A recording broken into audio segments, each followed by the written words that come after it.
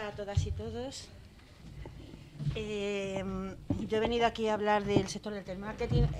No he podido ver los vídeos que habéis puesto antes, pero es verdad que el poquito trocito que he visto, las mujeres del telemarketing nos sentimos también muy identificadas con esos tipos de cosas, ¿no? Hay algo muy interesante, por ejemplo, que ha dicho con el tema de lo de la salud laboral. Yo traía también algo preparado de salud laboral, porque efectivamente en los sectores que son feminizados no se reconocen las enfermedades laborales. Es muy difícil que se reconozcan enfermedades laborales. Esto yo lo entiendo también como una parte de violencia patriarcal, ¿no? El no considerar a estas mujeres, siempre se echa la culpa a que eso también lo haces en casa, en fin, es muy difícil. Bueno, las empresas de telemarketing, para quien no lo sepáis, son grandes empresas de subcontratas de servicios. Tenemos pues la precariedad que tienen todos los subcontratados. Las empresas, digamos las grandes empresas, ¿no? de suministros, de telefonía, de seguros, de bancos, tal, subcontratan los servicios de atención al cliente. En principio, y aunque se dice que se subcontratan los servicios de atención al cliente, en realidad, al final, se subcontrata todo, porque acabamos haciendo, en realidad, todas las gestiones administrativas que estas empresas realizarían con sus clientes, ¿no? con los consumidores. Nosotros, por ejemplo, tenemos en telemarketing sí tenemos la suerte, o la suerte relativa, de que trabajamos en centros de trabajo que tienen muchísimos trabajadores y muchísimas trabajadoras, se concentran en un mismo centro de trabajo.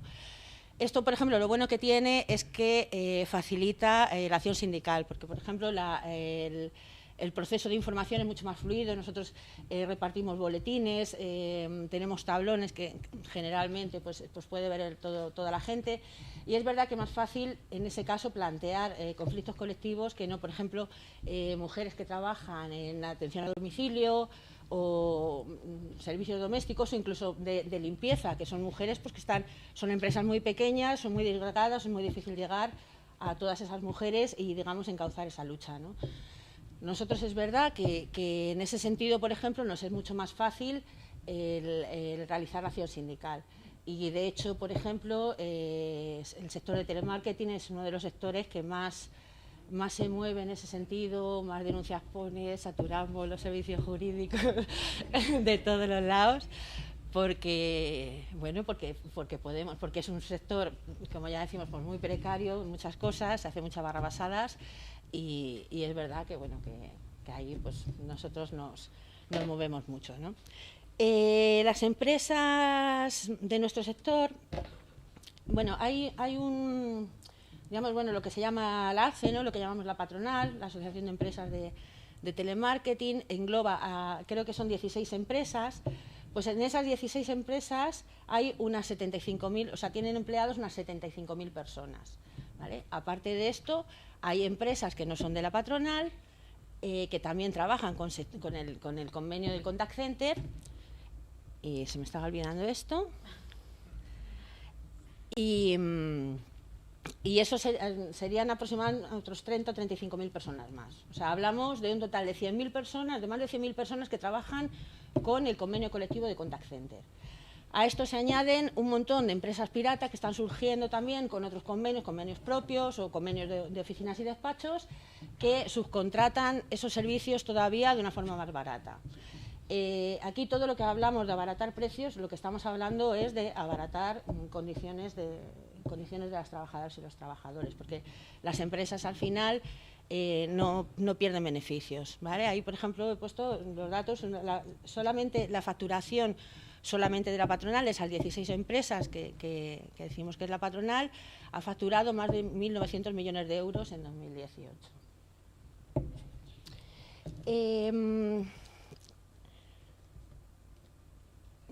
Vamos a ver.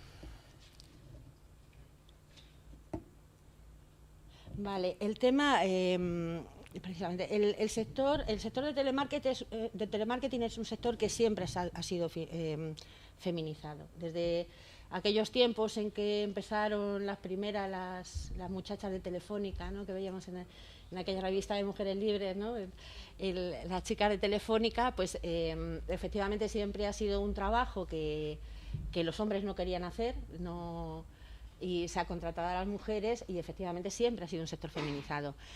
Es verdad que antes de que se iniciara la crisis, el sector empleaba un 85% de mujeres, ¿vale? Ese porcentaje ha bajado y está ahora prácticamente en el 68%, va bajando 3-4 puntos anuales, ¿vale? Esto, claro, sobre todo se debe al tema de la crisis, ¿no? La crisis, esta estafa que ha mandado un montón de gente al paro, pues las empresas de telemarketing, lógicamente, entienden que la contratación de hombres sale mucho más económica y aprovecha para contratar hombres, ¿no? O sea, el perfil, por ejemplo, de las personas que se contratan ahora mismo en las empresas de telemarketing es, digamos, la oferta que se hace para personas que no tengan experiencia y basta con que tengan una EGB, y sin embargo la realidad es que se contratan hombres cualquiera y se contratan a mujeres, o bien que tengan carrera, o bien que tengan varios años de experiencia, en fin. Vosotros, los compañeros que estáis de telemarketing, si queréis decir cosas, pues decís cosas, ¿eh? Sí, lo sé, cariño. Vale. Bueno, una de las... Bueno, la precariedad se mide en muchísimos puntos, ¿no? Parece que todo lo que importa siempre es dinero y tenemos que empezar hablando de la precariedad salarial, pero vamos, no es de las peores cosas que tiene el sector. El salario medio de un trabajador en el sector de telemarketing ronda los 700 euros mensuales, ¿vale? Esto es sobre todo porque ahora hay muchísimas, o sea, ahora la mayoría son jornadas parciales. Vale, luego ahora lo comentaré en el apartado. Bueno, ha habido, durante los 20 años que lleva el sector, ha habido varias congelaciones salariales. Cada vez que vamos a firmar un nuevo convenio, al final, como tardamos años en firmar el convenio, siempre tenemos años que se hacen congelaciones salariales. Al final, poquito a poquito, pues hemos ido perdiendo todavía, o sea, de un trabajo que ya de por sí era malo, de un salario que ya de por sí era malo, hemos ido perdiendo poder adquisitivo. Las empresas ahora solamente contratan jornadas parciales y lo que se hace es que estas jornadas los trabajadores necesitan complementarlas, pues con, valga la redundancia, con horas complementarias, con horas extraordinarias, los pocos que pueden, que tienen jornadas completas. Y bueno, esto lo comentaré luego un poco más adelante, un poco más desarrollado, ¿vale? El tema este de lo de las horas complementarias, el trabajar los domingos, trabajar los festivos, en realidad en las empresas de telemarketing se establece como un mercadeo en el que se hace es como un juego de premio y castigo, se hace un sometimiento a las personas en función de si eres bueno te doy más horas, si eres bueno te amplío la jornada. Esas ampliaciones de jornada son siempre temporales, te la hago por un mes, te la hago por una semana. En fin, o sea, el sector efectivamente se mueve en un juego que provoca una sumisión constante de los empleados y las empleadas, ¿no? La contratación temporal.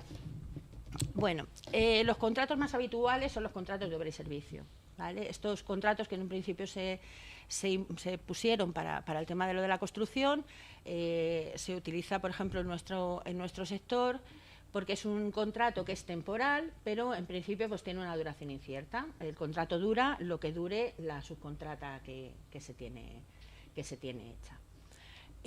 Para los contratos de obra y servicio, el Estatuto de los Trabajadores estipula un plazo máximo de 36 meses para que ese contrato sea convertido a indefinido. Nosotros en nuestro convenio se puede prorrogar 12 meses más. O sea, nosotros tenemos, en telemarketing se tiene que esperar 48 meses para que ese contrato se convierta indefinido. Al final, incluso se tarda mucho tiempo más, porque hay que acabar denunciando esos contratos en la inspección y esos contratos se acaban haciendo indefinidos cuando inspección resuelve que efectivamente eso es así. Aparte, nosotros, por ejemplo, hemos tenido un problema grande con un vacío legal que se creó en un convenio anterior, porque se establecía que los contratos se hacían indefinidos, se tenían que convertir en indefinidos en 48 meses a partir de 2010. Entonces se creó ahí un vacío legal de los contratos que se habían firmado anteriores a 2010. Ahí durante muchos años estuvo dando una incongruencia, y era que gente, pues eso, con un contrato de hora y servicio con 4 años ya se le hacía indefinido, mientras teníamos trabajadores que tenían contratos de 8 años, de 10 años, que todavía seguían con sus contratos de hora y servicio. ¿Vale? Esto al final se resolvió con lo resolvió el Tribunal Superior de Justicia de Andalucía con una sentencia, y al final pues se ha incluido ya en este último convenio, se ha podido incluir, y en el convenio nuevo pues se ha obligado a que se hicieran indefinidos todos los contratos anteriores a 2010 que estaban en esa situación, se han ido haciendo paulatinamente. Nosotros, de todas maneras, por ejemplo, yo en mi empresa todavía hay gente que tiene contratos de obra y servicio anteriores a que están lógicamente denunciados, y se solucionará. Otra cosa también que obliga a nuestro último convenio es que hubiera un mínimo de un 50% de personal de operaciones, que son los teleoperadores, gestores y demás, que fueran indefinidos. Esto en realidad lo aceptó la patronal precisamente porque, como tenía que hacer indefinidos a todas esas personas anteriores, con contratos anteriores a 2010, pues le pareció que no era una cosa tan desorbitada que se incluyera eso en un nuevo convenio. La realidad es que a día de hoy no llegamos tampoco a ese porcentaje en la mayoría de las empresas, y bueno, pues igual, o sea, estamos llevando a los tribunales todos estos temas. Las jornadas parciales son cada vez más y cada vez de menos duración, ¿vale? Ya digo, desde hace años ya no se contrata a nadie prácticamente que sea de la operación, de la estructura sí, pero no de la operación, a jornada completa. La jornada media semanal es de 30 horas. La tasa de parcialidad, bueno, no he encontrado en ningún sitio, o sea, me ha resultado muy difícil encontrar datos que fueran de cosas concretas del sector, ¿vale? Porque el sector se engloba dentro de otro de actividades administrativas y demás, y bueno, me resultaba difícil encontrar datos. Estos datos, por ejemplo, que yo he sacado, lo he sacado de medias de datos de planes de igualdad, o sea, de datos que tengo por los planes de igualdad que estoy firmando. Y la verdad es que se queda uno loco, porque hay empresas donde la tasa de parcialidad es del 95 y 97%. O sea, hablamos de que la media nacional es de un 14% y nosotros estamos, o sea, duplicando, ¿no? La tasa, bueno. De todos esos contratos parciales, esto sí, alrededor del 65% son mujeres. Ahí más o menos siempre los datos, independientemente de que hubiera más o menos contratos parciales, efectivamente siempre más o menos me han salido los mismos datos, entre el 65 y el 67, más o menos ese porcentaje. Como decía antes, el tema de lo de las horas complementarias, que efectivamente pues, los trabajadores y las trabajadoras del sector lo utilizan para poder pues, cobrar un poquito más. Al final, para la empresa es un negocio redondo, porque se va haciendo horarios a la carta según las necesidades que tenga, pues va ofreciendo horas. Como decía antes, pues este es un sistema de premio-castigo. Quien se queda y hace horas al día siguiente, si tengo horas, se las ofrezco. A quien en ese momento me haya dicho que no puede porque tiene que ir a por su niño, ya no se las vuelvo a ofrecer. Y, en fin, ese tipo de cosas, ¿no? Ya digo, a la empresa le sale redondo porque tiene en cada momento a las personas justas que quiere tener sin tener que pagar, digamos, tiempo de asueto.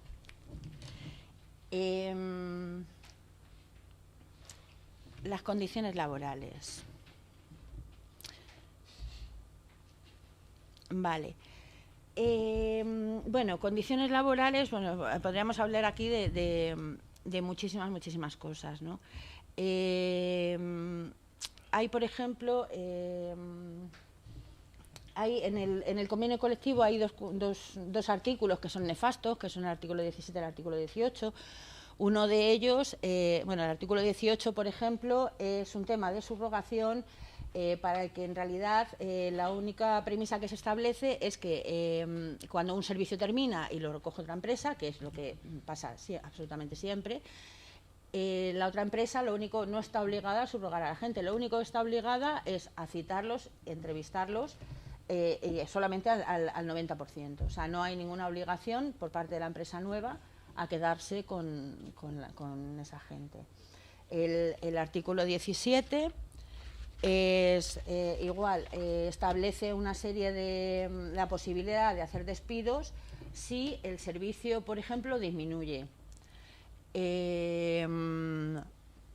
Esto, lógicamente, ya está recogido en lo que es el despido objetivo. Nosotros esto lo hemos llevado a tribunales, lo tenemos ahí medio, que no se ve, pero bueno, nosotros entendemos que efectivamente son dos artículos que son inferiores realmente incluso a lo establecido en el Estatuto de los Trabajadores. Igual que decían las chiquitas de aquí de las Kelly, sí, efectivamente, ¿no? Que no tenían tiempo para nada, ¿no? Las pobres. Pues nosotros en los call centers pues estamos exactamente igual, ¿vale? O sea, nosotros no tenemos tiempo entre llamada y llamada. Solamente tienes, por ejemplo, tenemos pausas visuales, una pausa visual de 5 minutos cada hora y el lógico descanso. Pero, por ejemplo, ya digo, o sea, no se establecen, por ejemplo, el convenio no establece pausas, por ejemplo, para ir al baño, no establece pausas para cuando tienes que sacarte una nómina, por ejemplo, cuando tienes que ir a administración. Todas estas cosas siempre te obligan a que tienes que ir en tus tiempos de descanso, en que tienes que ir fuera de tu jornada de trabajo. Son cientos las denuncias que hemos tenido que poner por esos tipos de cosas. A veces se ganan y a veces se pierden. Pero vamos, o sea, el servicio nuestro, o sea, tenemos compañeros y compañeras que pueden, o sea, que atienden llamadas una detrás de otra, pues como 60, 80 llamadas diarias. Eso es lo que se tiene que atender. Además, nosotros lo que tenemos también es normalmente en los servicios se determina lo que es el tiempo medio de llamada. Quiere decir que cada llamada, según la tipología que sea, pues tienes un tiempo máximo para atenderla. El pasarte, por ejemplo, de este tiempo, pues a menudo pues te penaliza. Hay empresas, esto no sé si lo he puesto por aquí, hay empresas, hay servicios, por ejemplo, hay diferentes formas, por ejemplo, en las que las empresas subcontratan esos servicios, ¿no? Empresas, digamos, como la mía, subcontrata ese servicio.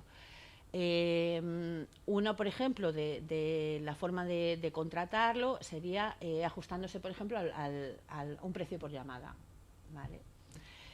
Esto es lo que voy a contar un poco, la realidad de los teleoperadores y las teleoperadores, para cuando sepáis, cuando os llame a alguien o llaméis a alguien, sepáis cómo funciona.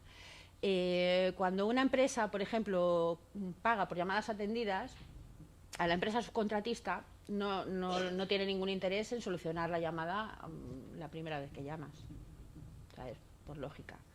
Son servicios en los que tendrás que acabar llamando 8 o 10 veces para que te lo solucionen, ¿sabes? Porque la empresa cobra por llamada atendida, ¿vale? Sí, es que es así, ¿sabes?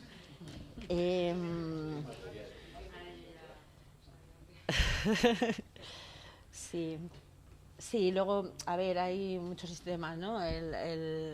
Luego, por ejemplo, también el tema, hay otro tema que es el de los cobros, por ejemplo, por venta realizada, ¿vale? Que eso es una complicación tremenda porque ahí se nos culpa, por ejemplo, a los teleoperadores, cuando en realidad eso es una gestión que pasa por un montón de gente, porque tú a lo mejor lo ofreces, lo compras, eso pasa al que pasa la verificación, eso pasa al que hace la instalación, tal, y entonces al final eso es una complicación. Hay varias formas, bueno, de contratar esos servicios, pero bueno, a mí es que me parece muy llamativo eso del tema del pago por llamadas atendidas. La formación en el sector de contact center pues es nula, ridícula o no sé cómo llamarlo. He sacado de un informe que hizo la patronal de 2018. El informe dice que cada trabajador o trabajadora del sector de telemarketing tiene de media 31,8 horas de formación. Y esto lo especifica en formaciones iniciales, formaciones de refuerzo y formaciones de producto. ¿Vale? Lógicamente todos sabemos cuando una persona entra a trabajar en un contact center necesita una formación inicial para conocer el producto, para saber qué es lo que tiene que decir, cómo tiene que gestionar. Con la alta rotación que hay de gente en cualquier plataforma, en cualquier empresa de contact center, estamos casi seguros que estas casi 32 horas que se van de formación se van exclusivamente en formaciones iniciales. O sea, en cualquier caso, todo lo hemos sentido en nuestras carnes, ¿no? Hay empresas que efectivamente tienen planes de formación que están recogidos, o sea, que están subvencionados por la Fundae. Esto igual, o sea, esto es un timo en realidad que hacen las empresas nuestras. O sea, primero porque se utilizan todos estos planes de formación a cargo de la Fundae, utilizan criterios discriminatorios. Nosotros yo por ejemplo, en los planes de igualdad en los que estoy, siempre pedimos datos para ver las cuestiones de formación, pedimos datos de las personas que solicitan las formaciones para ver luego a quién se les dan. Las empresas no aportan nunca jamás estos datos, Lógicamente ellos dicen que no los tienen, que guau, que tal, que no sé qué, ¿sabes? Lógicamente son conceptos muy claros donde se ven las discriminaciones, ¿sabes? La desigualdad de trato y la desigualdad de oportunidades en contratación, en formación y en promoción. Pero bueno, es más, o sea, aquí por ejemplo en los planes de formación a cargo de la Fundae ocurre además en muchísimas empresas, como en la mía por ejemplo, que la empresa se cobra ese dinero de esas formaciones mientras a los trabajadores les dice que los tienen que hacer en horas libres, ¿sabes? La empresa está cobrando digamos, lo correspondiente a esas horas de trabajo de esos trabajadores cuando los trabajadores lo están haciendo en sus horas libres, lo que es además doblemente discriminatorio, puesto que la mayoría de las mujeres no podrán realizar esos cursos en horas libres precisamente por tareas de cuidados. Vale, la promoción interna en las empresas es anecdótica. De cuando en cuando se publica alguna oferta de trabajo interno, pero sabemos perfectamente que en realidad esas plazas ya están dadas. Es un poco pues un paripé que hace la empresa como para que parezca que tiene en cuenta la promoción interna cuando no es así. Hay cuestiones, ¿sabes?, muy importantes. Yo muchas veces cuando en reuniones, cuando negocio con la empresa y tal, que comento cuestiones de violencia laboral, todo el mundo se echa las manos en la cabeza. En las empresas de telemarketing hay muchísima violencia laboral, muchísima violencia laboral. Lo que pasa es que es una cuestión que efectivamente parece normalizada y ya, ¿sabes?, pasa ya como por habitual, ¿no? Pero hay mucha violencia laboral. Todo esto, o sea, el trabajo de por sí, que ya no es fácil, muchas veces también, o sea, tienes que sufrir violencia muchas veces también de las propias personas a las que llamas, sobre todo más en servicios que son de venta, ¿no? Sufres pues insultos, voces, broncas, tal, y muchas veces incluso tú sabes que sabes que clientes se quejan con razón, pero no es tu culpa ni tu problema, ¿no? Pero ahí, ¿sabes? Te lo tienes que comer.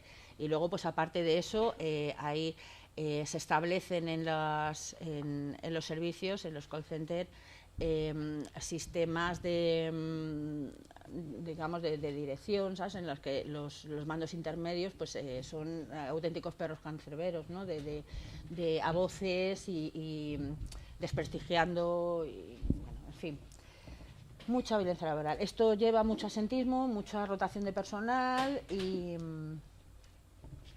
bueno, pues eso. Salud laboral. Lo que comentaba antes de las compañeras, igual que las Kelly, ¿no? En todos los sectores feminizados es muy difícil que se reconozcan enfermedades laborales. Nosotros solamente tenemos, en el sector de telemarketing solamente tenemos reconocida una, que es la de los nódulos de las cuerdas vocales, ¿vale? Es verdad que hay muchísimas patologías que están relacionadas con la fatiga fónica, pero esta es la única que hasta el momento tenemos reconocida. No tenemos reconocida ninguna otra enfermedad por temas de trauma musculoesquelético, como del tema, por ejemplo, de lo del ratón. Daos cuenta, nosotros tenemos que hacer, como precisamente no se establece tiempo entre llamada y llamada, todas las gestiones que requieren esa misma llamada que estamos atendiendo, tenemos que ir haciendo todas las gestiones online. Hay llamadas, por ejemplo, que requieren un montón de gestiones, de confirmar datos, de tal, y estás constantemente con el ratón. O sea, hay muchísimos casos de epicondilitis, de túnel carpiano, de túnel cubital, pero efectivamente, pues como decía la chica de las Kellys, luego vas a la mutua y la mutua te dice que eso es tu problema de tu casa porque juegas mucho a la Play o algo así. En fin, efectivamente, es culpa de la fregona, efectivamente. Bueno, en general hay falta de higiene en las instalaciones. Nosotros, ya digo, estamos en sitios muy masificados. Las empresas intentan ahorrar lo que no está escrito. Y efectivamente pues hay falta de higiene. Es muy curioso porque bueno, siempre todas las empresas en todas las cuestiones de prevención de riesgos laborales, yo cuando estaba de delegada, la empresa siempre le echa la culpa a los trabajadores, o sea, a las trabajadoras. Es curioso, ¿no? Si los baños están sucios es porque nosotros somos muy guarros, no es porque los baños necesitaran 2 turnos de limpieza en vez de 1, ¿no? O sea, este tipo de cosas así, ¿no? Son sitios, ya digo, en general hay falta de higiene en las instalaciones. Tenemos que poner muy a menudo, tenemos que poner también denuncias por los cambios de los filtros de aire. Bueno, otra cuestión, por ejemplo, la de los EPIs, que es algo igual, o sea, es que es un poco surrealista incluso, ¿no? Nosotros los únicos EPIs que tenemos son los que se refieren a los cascos que utilizamos para hablar, ¿no? Que al final el EPI es una almohadilla de goma y a veces la del pinganillo depende de tal, ¿vale? O sea, algo que debe costar como 12 céntimos, ¿vale? Tenemos auténticas peleas con ese tipo de cosas, ¿no? Las empresas es dificilísimo, se tienen que llevar cosas que se llevan a inspección. Yo creo que los inspectores tienen que estar hartos de nosotros porque llevamos cosas a veces que es que, ya digo, que son surrealistas, ¿no? Porque nadie puede entender cómo una empresa, por ejemplo, se puede negar a darte una esponjita, sinceramente. Pero bueno, eso es lo que tenemos. El propio trabajo, pues como ya digo, pues favorece altos niveles de ansiedad, de estrés, de depresión. Hay niveles muy altos de asentismo. Bueno, de hecho, en el sector el absentismo triplica, ¿sabes?, la media nacional en el sector nuestro. Violencia laboral. Bueno, si vosotros cuando yo reduzco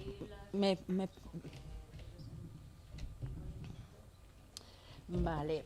Bueno, pues entonces resumo un poco, porque yo estaba hablando, o sea, he traído un poco hablando del sector y luego me iba a enfocar un poco más en violencia laboral, en temas de acoso, el acoso sexual, el acoso laboral, el acoso por razón de sexo. La discriminación de las mujeres embarazadas, discriminaciones directas e indirectas. Pero si no lo cuento todo así un poquito más rapidito, porque sí. Bueno, bueno, sí, o seguir el texto como queráis. Violencia laboral. Bueno, la violencia laboral es una acción ejercida en un ambiente de trabajo, ya sea por parte del empresario, del jefe o jefa, empleados, empleadas, compañeras o compañeras, y de personas que tengan función de manejo de personal, como supervisores o encargados de departamentos, impuestas sobre una persona trabajadora con la intención de fomentar una inquietud sobre sus condiciones laborales, su puesto de trabajo o su salario. La violencia laboral, efectivamente, puede ser ejercida por cualquier persona que tengamos en el entorno laboral, siempre y cuando pueda, o nosotros entendemos que puede tener potestad para cambiar pues alguna de nuestras condiciones de trabajo, o que puede suponernos pues un despido, pues una dificultad, por ejemplo, a la hora de promocionar, acceder a formación o cualquier tipo de cosas, ¿no? Esto es lo que se conoce normalmente como el abuso de poder, y tiene como objeto pues la sumisión, ¿vale? Esto, como ya digo, el sector del contact center funciona así de forma constante. O sea, funciona desde el primer momento, por ejemplo, en el que llegas al servicio, que te vienen y te dicen que los servicios, por ejemplo, te responsabilizan al trabajador o a la trabajadora, que es el pobrecito que está ahí cogiendo el teléfono, atendiendo las llamadas, le responsabilizan de lo que vaya a ser al final el resultado de la campaña, ¿no? O sea, esas amenazas constantes de que nos van a quitar la campaña, va a ser por tu culpa si no llegáis a objetivos, tal, ¿no? O sea, eso es ¿sabes? Esto es constante en el entorno, es el día a día habitual. Pero bueno, luego además, ya digo, se ejerce también mucha violencia laboral, digamos, a nivel personal, entre los mandos intermedios y las teleoperadoras o teleoperadores. Hay mucha falta de formación, ya digo, a los mandos intermedios los suelen poner ahí precisamente por esas dotes de maltrato, ¿no? Esos perfiles de abusadores de poder, ¿no? Y efectivamente pues ejercen abuso, violencia sobre las personas que tienen a su cargo. Hay, bueno, todos sabemos temas, por ejemplo, de acoso sexual, acoso por razón de sexo y acoso laboral.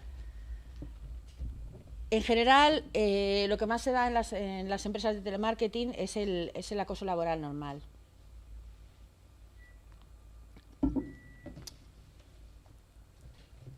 Es que no sé tampoco muy bien cómo reducir todo esto, cariño. Bueno, vale, efectivamente. Vale, bueno,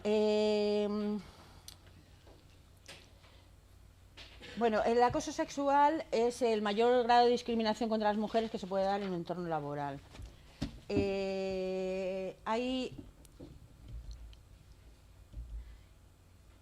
No es necesario siquiera que se den una serie de situaciones como en otros tipos de acoso, por ejemplo, ¿no? que no se pueden declarar por una simple acción, ¿no? el acoso laboral o el acoso por razón de género.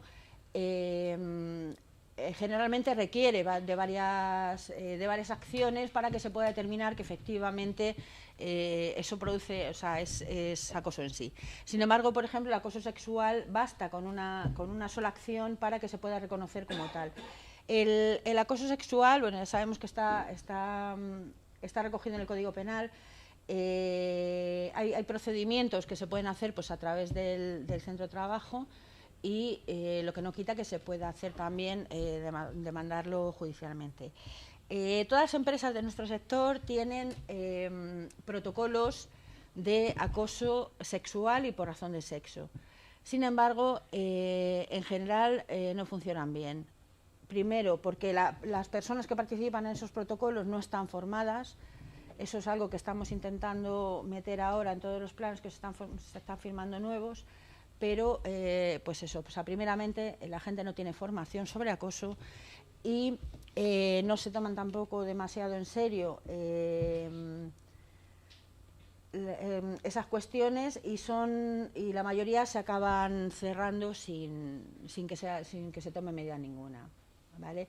Esto lógicamente pues disuade a muchísimas mujeres luego de pedir que se abran esos protocolos de acoso, ¿vale? Fallan temas de, bueno, lo de la confidencialidad es una cosa que en las empresas de telemarketing no hay, no hay para los acosadores y acosados o acosadoras y acosadas, y luego, bueno, pues simplemente, no se dan garantías de que eso se pueda proporcionar una solución a esos temas. El acoso por razón de género, ya digo, bueno, es mucho más difícil de distinguir del acoso laboral, acoso moral o moving, porque efectivamente, lo que tiene que trascender es que haya que el comportamiento sea machista, ¿no? Que haya un trasfondo machista en esa actitud. Hay veces que es muy fácil distinguirlo, por ejemplo, ¿no? con esos tipos de comentarios, ¿no? Como eso de mujer tenías que ser, ¿no? Esos tipos de cosas, pues ahí es fácil, ¿no? Pero hay otras situaciones y yo aquí tengo muchas veces problemas porque yo misma tampoco sé distinguir, porque no siempre que hay un abuso de poder entre, por ejemplo, un jefe y una empleada, es una cuestión de un acoso por razón de género, ¿no? Y al revés, incluso muchas veces tienes que defender que de una jefa a una empleada sea una cuestión también de razón de género. Vale, pues cerramos ya. Vale. No, bueno. Vale. Solamente, bueno, pues entonces solamente hablo de sí, lo del tema de, bueno, la brecha salarial, no voy a comentar, todos sabéis lo que es la brecha salarial, todo el mundo la niega, la brecha salarial está ahí, ¿vale? En realidad la brecha salarial es una discriminación directa, pero que se maquilla, digamos, con muchas discriminaciones indirectas, ¿no? En nuestro sector, por ejemplo, la brecha salarial está precisamente en todas esas horas extraordinarias, esas horas complementarias, esas ampliaciones de jornadas que se les acaban dando a hombres y no a mujeres, ¿no? El tema, bueno, de los techos de cristal y los suelos pegajosos. Los techos de cristal es un concepto que se emplea para decir que todas aquellas mujeres, por ejemplo, ¿no? que están en las empresas, que en general son la masa de las categorías más bajas, ¿no? Siempre estas mujeres, bueno, pues tenemos, digamos, la sensación de que en un momento dado pues puedes prosperar en la empresa, ¿no? Puedes hacer un plan de crecimiento, ¿no? de desarrollo dentro de la empresa, ¿no? Sin embargo, pues esto en realidad no es verdad. No es verdad porque la propia discriminación que se hace para los puestos, al final, ¿sabes? No te dejan subir de ciertos niveles, ¿no? Eso es lo que llamaríamos el techo de cristal. Una posibilidad que siempre parece que está ahí, pero en realidad siempre está negada para ti, ¿vale? Los techos de cristal son cuando precisamente hay ciertos sectores, por ejemplo, la estructura de la empresa, en las que sí se contratan mujeres en mayores categorías. Esto suele suceder muchísimo, por ejemplo, en las labores de administración, ¿no? Los administrativas de la empresa, ¿no? Que curiosamente es que enlaza muy bien porque también siempre, digamos, el tema de la secretaria ha sido muy feminizado, ¿no? Entonces, en las empresas, por ejemplo, suele haber mujeres en la administración, en personal, y entonces sí, esas personas, por ejemplo, sí que pueden prosperar dentro, digamos, en ese área, sí que efectivamente pueden llegar pues a gerentes o tal. Sin embargo, por ejemplo, esas mujeres no pueden, dentro de sus categorías, no pueden digamos, pasar a otras áreas, ¿sabes? Tienen negada la posibilidad de establecerse en otras áreas de la estructura de la empresa. Ya corto. Venga, pues ya está, pues ya corto. Nada. Vale, cariño.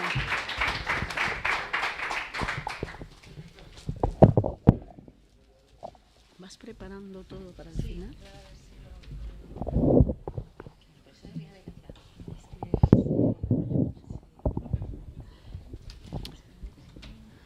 Pues buenas tardes y mala hora, pero es lo que hay.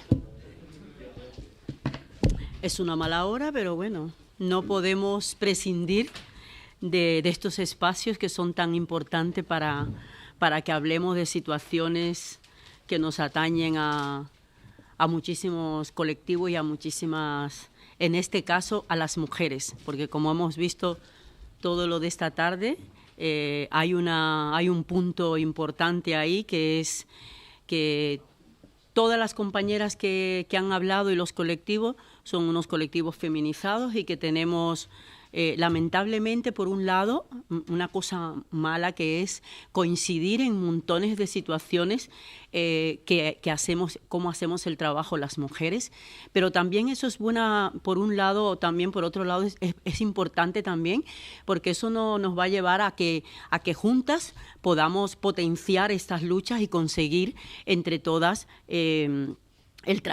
un trabajo que sea efectivo y que sea valorado. Entonces, yo creo que estamos bastante jodidas todos los de los que hemos hablado, pero yo creo que también es importante que hablemos en estos espacios y que creemos que lo contaremos en los retos, y que las compañeras lo han dicho. Creemos que sí que vamos a conseguir que estos trabajos sean valorados y que las mujeres que estamos trabajando en ellos se nos tomen en cuenta. Así que muchísimas gracias por invitarnos, porque para las trabajadoras de hogar y las cuidadoras es muy importante visibilizar y hablar de esta situación. Entonces, agradecemos muchísimo a los compañeros y las compañeras que nos han invitado, que aquí vemos caras que nos hemos visto, que aquí está Paula y Nino, que son también imprescindibles en nuestra lucha también, en acompañar y en apoyo a este sector que ha sido tan precario, tan invisibilizado y que siempre ha estado dentro de las casas, pero os habéis jodido muchísima gente porque lo estamos intentando sacar fuera para que esto sea... se trate y se hable de otra manera. Pues el empleo de hogar, yo voy a contar así porque, como ya les digo, es como muy parecido al sector, y me gustaría que conversáramos y que habláramos de los retos y que tuviéramos como un diálogo así y que no sea tan negativo, ¿no? Porque a nosotras, desde luego, nos gusta siempre hablar de las cosas que nos suceden malas, que hablemos de los diagnósticos, pero sí estamos un poquito hartas de los diagnósticos porque queremos acción, y nosotras estamos en esa etapa, ¿no? de acción, de ver qué es lo que está pasando, pero bueno, como quiera se los voy a contar así de pincelada, aunque ya lo he dicho. Bueno, el empleo de hogar, ya sabéis que cuando nosotras hablamos de empleo de hogar tenemos prácticamente que hablar de cuidados. Tenemos que hablar de reorganización de los cuidados. Tenemos que hablar de la visibilización de los cuidados. Los cuidados son los que sostienen la vida de la gente. Los cuidados es una parte importantísima que una sociedad no podría vivir si no tenemos unos cuidados. Cada una y cada uno de nosotros somos interdependientes y necesitamos cuidado en cada hora y en cada minuto de nuestra vida. Entonces nosotras prácticamente estamos viendo que cuando hablamos del empleo de hogar estamos hablando de eso. Estamos hablando de esto porque las trabajadoras de hogar estamos hace tiempo haciendo un trabajo de sostener las vidas de otros y de otras para que puedan hacer determinados trabajos. Estamos hablando que muchísimas mujeres han trabajado remuneradamente o no para hacer este tema de los cuidados y el empleo de hogar, mientras mucha gente podía avanzar en la vida y muchos hombres estaban tranquilitos en sus casas y en sus hogares, mientras muchas mujeres hacíamos este trabajo. Las compañeras los decían ahí, es una deuda, tenemos una deuda histórica con estas mujeres. Las que no están, las que están y las que vendrán, es una deuda que tenemos y esto ya no nos lo podemos tomar a juego, compañeras y compañeros. Hay un montón de mujeres que estamos en una situación de precariedad y en una situación de esclavitud y de abuso con este tema de los cuidados que no podemos mirar a otro lado. Esto tenemos que verlo y nosotras siempre decimos, ya no es una historia de que las trabajadoras de hogar consigamos unos derechos laborales. No, queremos ir más allá, porque no podemos, el tema de los cuidados no puede estar sostenido en las trabajadoras de hogar y en familias que cada día se busquen la manera de cuidar a sus personas, porque aquí no hay un derecho al cuidado y el Estado cada vez está más ausente. Esto es algo que nosotras lo reivindicamos porque ya no estamos hablando solamente de nosotras, que sí, porque estamos pasando una situación muy dura y situaciones de verdadera esclavitud. El empleo de hogar está en un sector de régimen especial, especialmente malvado, como nosotras decimos.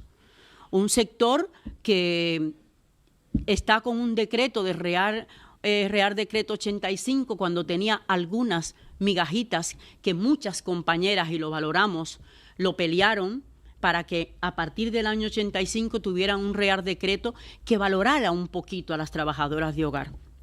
Nosotras valoramos muchísimo porque hay compañeras españolas que se quitaron la piel para que este Real Decreto estuviera. Pero estamos todavía ahí. Estamos con una situación que trabajamos las compañeras de hogar sin contrato, sin alta en la seguridad social, sin vacaciones, sin pagas, sin días libres. Esto a veces a lo mejor dirán, bueno, pero que eso está. Está porque muchísimos colectivos y muchísimas mujeres nos hemos peleado y a partir del 2012 vinieron esas pequeñas migajitas que las vimos, para nosotras fueron el cielo abierto. Porque tener un contrato y tener que te paguen la seguridad social o que te pelees en cada contrato que vas y en cada entrevista que vas, que te pelees que te paguen la seguridad social, que en ningún otro sector eso no está. No sabemos en qué cabe la cabeza de alguien que tú vayas a una entrevista de trabajo y que a ti te digan que no te van a pagar la seguridad social, que no vas a tener vacaciones, que no vas a tener un día libre para ir al médico. Pues eso, vamos, esto es una cosa que no se puede decir. Pues aquí en el sector del empleo de hogar lo tenemos. Y cada vez peor. O sea, estamos encontrando ahora mismo, bueno, en el 2012 pudimos conseguir que la baja laboral que teníamos las compañeras a los 29 días, fíjense, cuando tenemos todas las papeletas de sufrir un accidente o de tener cualquier historia, como decían las compañeras, de una lumbalgia, de que te rompas una pierna, de que cuando vayas camino al colegio a buscar a los niños o cuando estés limpiando unos cristales que estés descalabre de ahí, o sea, tenemos todas las papeletas, pero pues teníamos una baja laboral a los 29 días. Ahí estaba el sector del empleo de hogar. Ahora, pues mira, al cuarto día todavía seguimos perdiendo uno por ahí, pero mira, nosotras es que, vamos, felices de la vida, porque es que eso está ahí, son unos derechos que lo hemos conseguido a través de la lucha. Ahora mismo, en el sector del empleo de hogar, a nosotras no nos gusta hablar de cifra, pero hay unas cifras por ahí que hay algunos estudios que lo hacen. Hay unas 700.000 trabajadoras de hogar, hay unas 415.000 que están cotizando en la Seguridad Social y hay unas 109.000 en Madrid que están cotizando en la Seguridad Social. Pero, ojito con esto. Primero, la mayoría de las trabajadoras de hogar no están dadas de alta en la Seguridad Social y no le hacen contrato. Porque hay una situación de una ley de extranjería que atraviesa a muchísimas mujeres, que estamos haciendo últimamente ese trabajo, que jode esa historia. Porque esas cifras que veis ahí, muchas veces tenemos que pagar nosotras la Seguridad Social para poder tener una tarjeta renovada o poder tener unos papeles. Y como estamos en la cuerda floja, pues hay empleadores sinvergüenzas que nos dicen, bueno, te pago la seguridad social, pero te la descuento de tu salario. El salario de las trabajadoras de hogar, pues bueno, salario mínimo que estaba, pero nos podemos encontrar con, a lo largo de todos estos años, yo vine aquí hace 28 años, pues ahora mismo te puedes encontrar con salarios de 300 euros que le ofrecen a las compañeras, salario de 600 euros. Justo en este fin de semana en Vitoria estuvimos en unas jornadas con trabajadoras de hogar y había una compañera marroquí que hablaba de que ganaba 600 euros de interna con una señora que la cuidaba, que era la valía ella. Pues realmente una de las cosas que contaba era que la familia no se hacía cargo de la gestión, la hacía ella completa. Y cuando se veía sin leche para darle la pastilla a la abuela, pues resulta que llamaba a la hija y ella le decía, dale un vasito de horchata caliente y dale la pastilla. Ella tenía una vecina al frente que eran muy amigas y la señora pues estaban como bien en empatía y le pasaba un tetrabrí de leche. O sea, estamos hablando de que muchas trabajadoras de hogar se les deja las gestiones para que la cubran con su salario precario que tienen. Estamos hablando de que hay muchas trabajadoras de hogar que no se les da la comida en los hogares donde trabajan, a muchas. Estamos hablando de que te quitan una partida por la alimentación. Estamos hablando de que ya hay compañeras que compran sus comidas para llevársela porque están fiscalizando todo el día en lo que tú comes y en lo que no comes.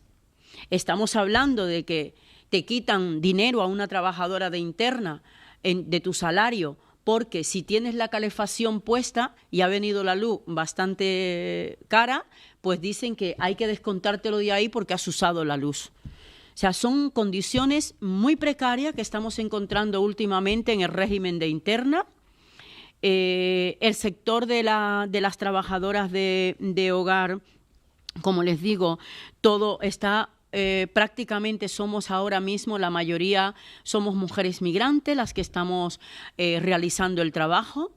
Nos atraviesa muchísimo toda esta ley de extranjería, nos atraviesa muchísimo toda esta precariedad, porque no es lo mismo tú decir que no vas a hacer un trabajo en las condiciones que te lo están dando, cuando tu familia depende del otro lado, depende muchas veces de ti para poder comer y para poder llevar tratamientos médicos de graves enfermedades como hay ahora mismo, que hay compañeras que tienen que hacer ese trabajo para poder sostener esas situaciones que hay. Nosotras en el empleo de hogar, con toda esta situación que ha habido y que hay, cada vez más vemos que todo lo que las personas que están llegando últimamente por toda la expulsión de sus países de orígenes, todo lo que vemos de las caravanas de la gente que sale de sus lugares expulsados y expulsadas, porque nadie quiere venir y dejar su familia. Estamos siendo expulsadas por todas las situaciones que está viviendo especialmente Latinoamérica y África y venimos a buscar una vida mejor. Pero nos encontramos con situaciones donde se nos dice a veces que no pueden hacer una inspección laboral porque está dentro de los hogares.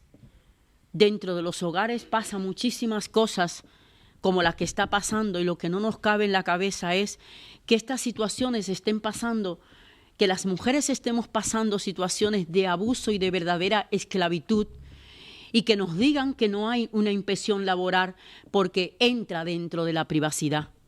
Así ha estado el tema de violencia y no nos permitían que entráramos dentro de las casas cuando había mujeres que eran asesinadas y estaban viviendo un verdadero infierno.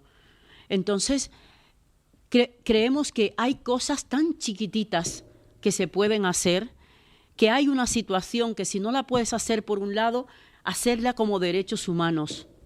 Ahora mismo somos mujeres las que estamos realizando ese trabajo. Somos la mayoría mujeres. Ahora mismo la mayoría de estas mujeres, al no estar cotizando en la seguridad social, estamos ahora mismo en el túnel del limbo de la precariedad, de no tener unas pensiones para poder sobrevivir.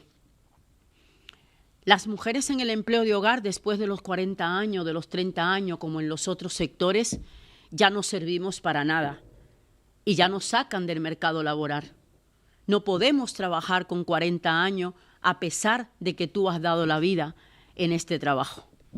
Ahora mismo yo tengo 60 años, he cumplido ayer, y he trabajado siempre desde que llegué en el empleo de hogar.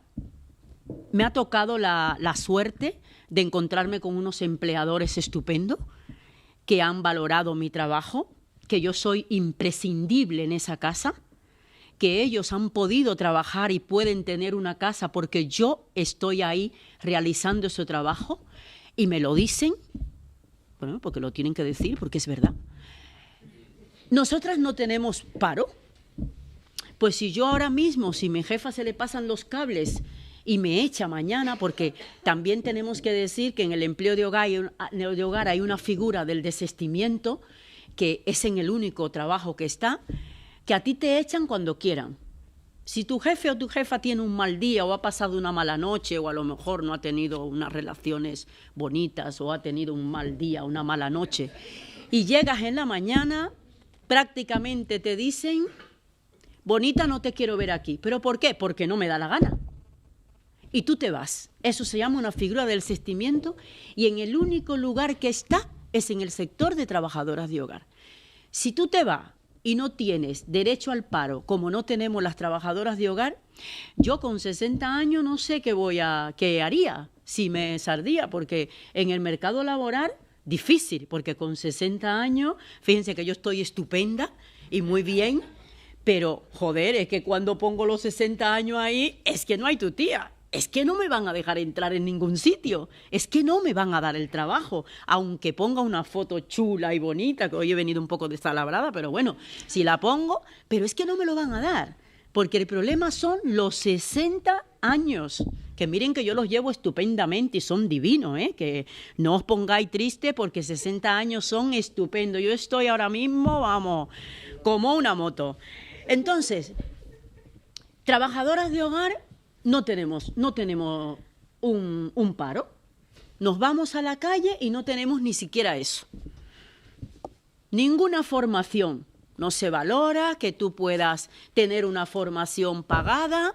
Realmente, cuando las compañeras hacen lo de ayuda a domicilio, lo de enfermería, todo este tipo de historia, no la pagamos nosotras, que son súper caros. Esa es otra pelea que tenemos para que podamos tener una formación y tú puedas, si quieres cambiar de trabajo, pues cambiar.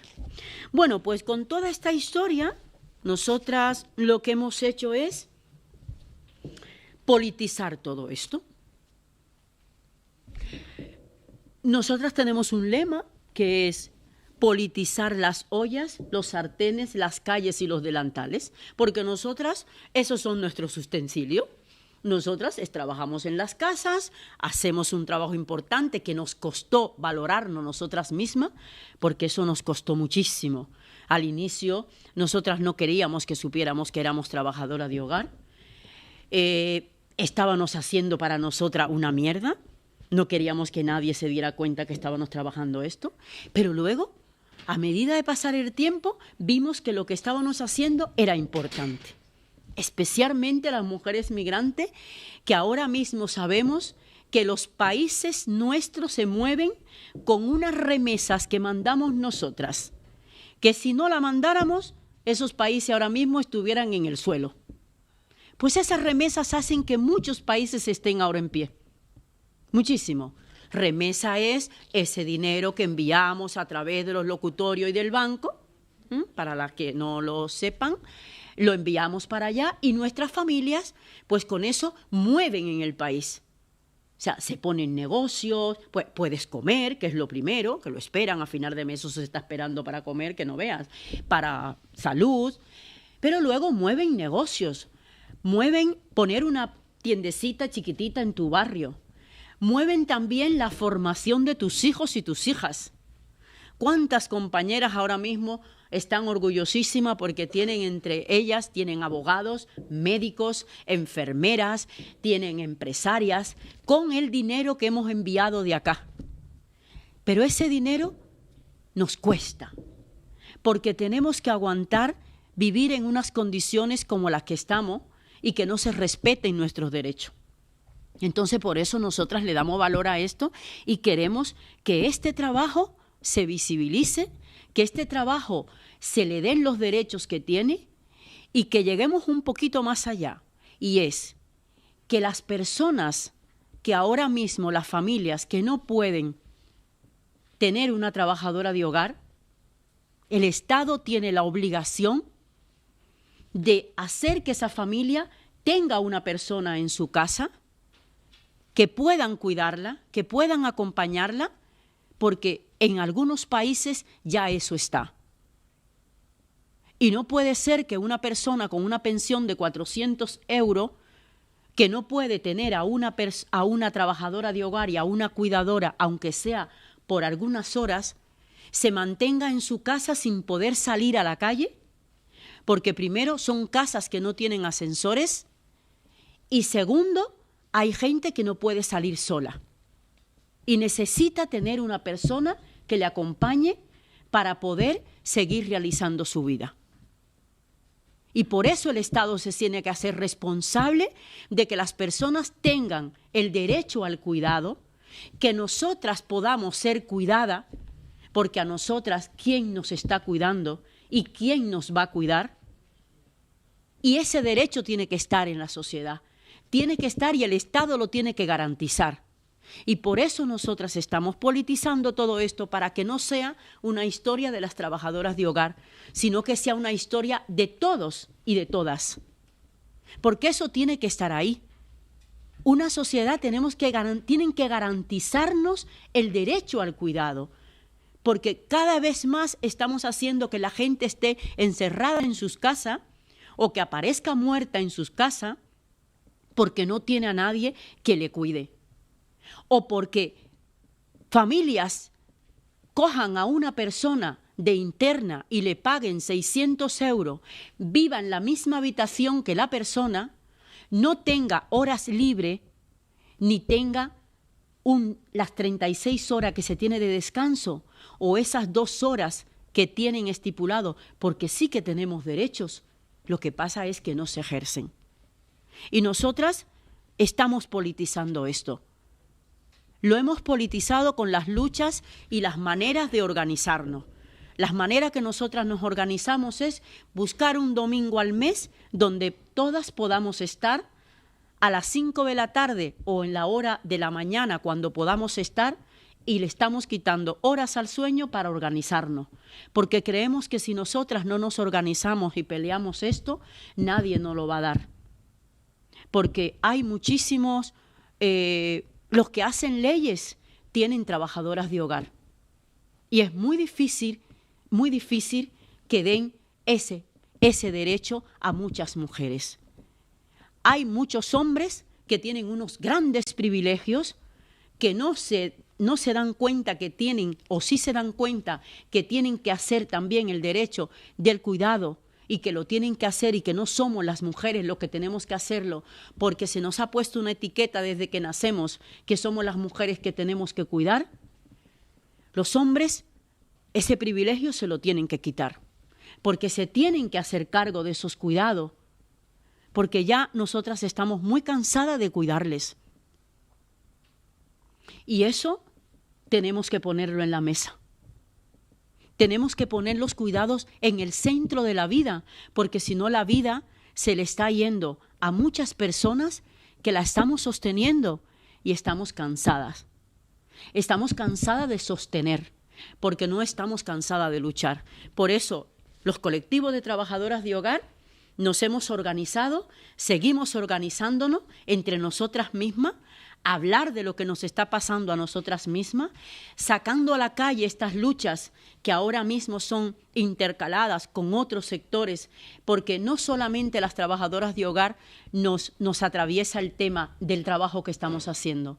A nosotras nos atraviesa el no tener vivienda, porque tienes que tener como personas tienes que tener una vivienda. A nosotras nos atraviesa todo el tema de los derechos que tenemos como personas. A nosotras nos atraviesa un montón de historias y de luchas, y por eso nosotras estamos intentando unir esto. Por eso el 8 de marzo hicimos que el tema de los cuidados se pusiera como uno de los ejes transversales, y que, aunque muchas de nosotras no pudiéramos hacer huelga, a nosotras lo que nos interesaba era que se hablara de lo que le estaba pasando dentro de las casas a muchas mujeres.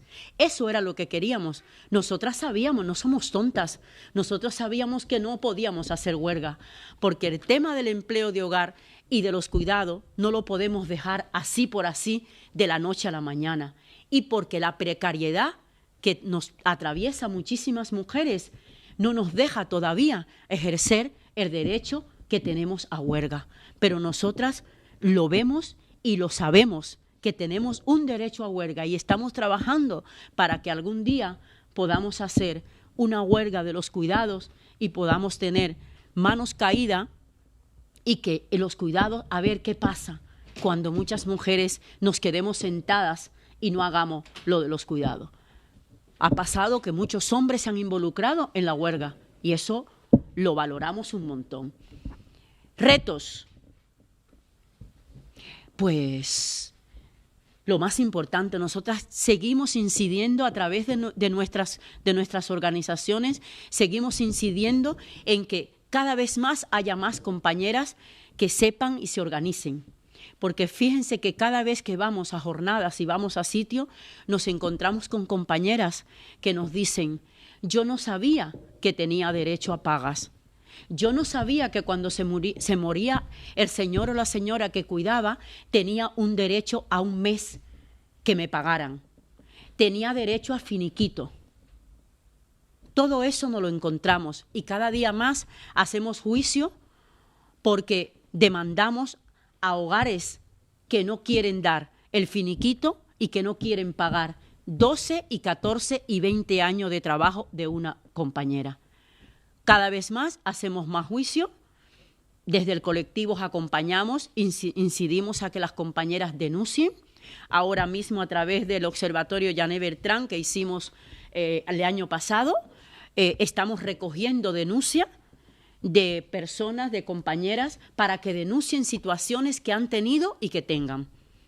Que les exhortamos que si conocen compañeras que tienen esa situación, en el observatorio lo estamos recogiendo para luego poner y sacar eso en público.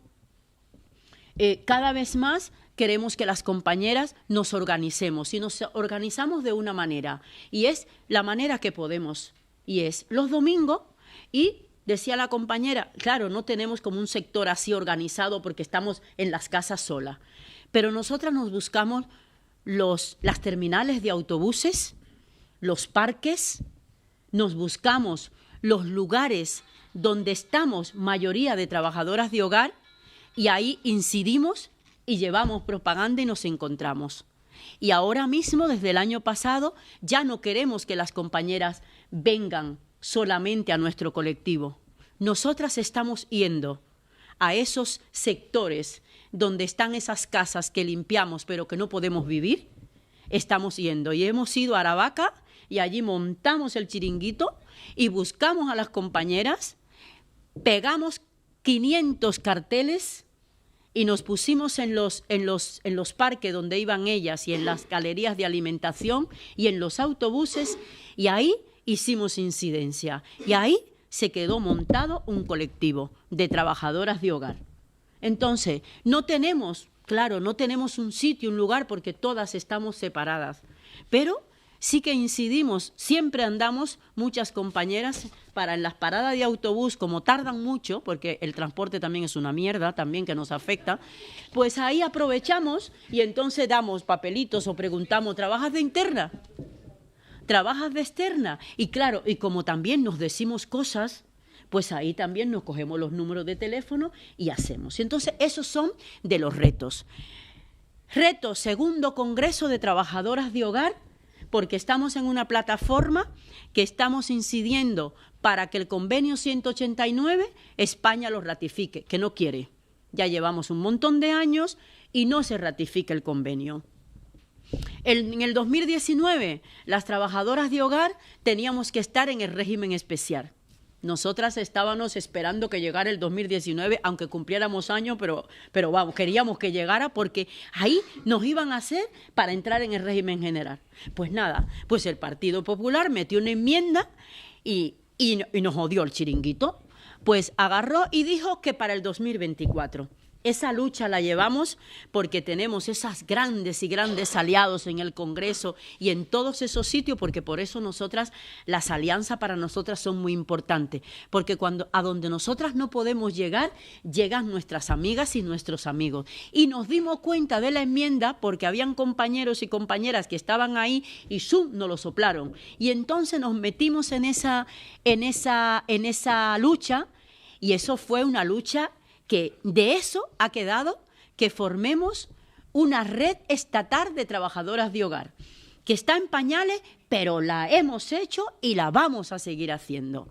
Y luego hicimos el primer congreso y ahora vamos a hacer el segundo congreso. Apuntar fechas, 14 y 15 de diciembre, donde vamos a hacer un congreso internacional, nacional, donde las trabajadoras de hogar vamos a poner temas de sindicalización, temas de cuidado, temas de vidas de situaciones laborales que tenemos las trabajadoras, para intentar unir a mucho más esta lucha a nivel internacional. Porque las trabajadoras de hogar nos estamos organizando en todos los sitios, en todos los sitios. En El Salvador, en Honduras, en Nicaragua, en Perú, en Suiza, en Alemania, en todos los sitios nos estamos organizando las trabajadoras de hogar, porque hemos dicho basta y hemos politizado esto, como nosotras decimos, politizar las ollas, las sartenes, las calles y los delantales, porque haciendo política desde acá es que podemos tener un reconocimiento para las trabajadoras de hogar y para la gente que estamos haciendo esto, y que las familias tengan el derecho al cuidado. Así que esos son los retos. Esperamos tener una conversacioncita, pero a mí me gustaría poner una canción, porque estas luchas son durísimas, como ustedes habéis visto toda la tarde contándole todo el rollo, ¡ay, qué mal está! ¡Ay, qué pesadez! ¡Qué claro! ¡Qué tanto abuso laboral! ¡Tanta historia! ¡Qué condiciones más desgraciadas! Pero es que dentro de eso a nosotras nos gusta ponerle alegría a esas luchas. Nos gusta hacer una lucha diferente donde nosotras nos sintamos cuidadas y donde nosotras nos sintamos con potencia y que nos llene de energía. Y por eso hicimos este disco el año pasado, donde recogimos nuestras canciones cuando vamos a las mani y cuando nos plantamos al frente del Congreso para decirle a todos estos: aquí estamos las trabajadoras de hogar y sus aliadas. Entonces hicimos esto, y yo se lo voy a poner una canción de la número 7, me parece que es, de las últimas, y le vamos a poner un Bella Ciao, que le hemos dado porque con la que está cayendo tenemos que ponernos como contentos, ¿no? Y contentas y darle como un aire de festivo a esto, aunque luchemos. Porque nosotras decimos que si no luchamos con el baile, esta no es nuestra revolución, y el trabajo de hogar y la lucha que estamos teniendo es muy dura, y las que han tenido las compañeras que lo han dicho, y la que ha dicho la compañera es muy dura. Nos tenemos que hacer como brazo para podernos en los espacios. Entonces a esto tenemos que meterle algo. Entonces yo voy para que escuchen esa canción, y la que quiera que se levante y que suba el puño, que haga lo que sea con el Bella Ciao.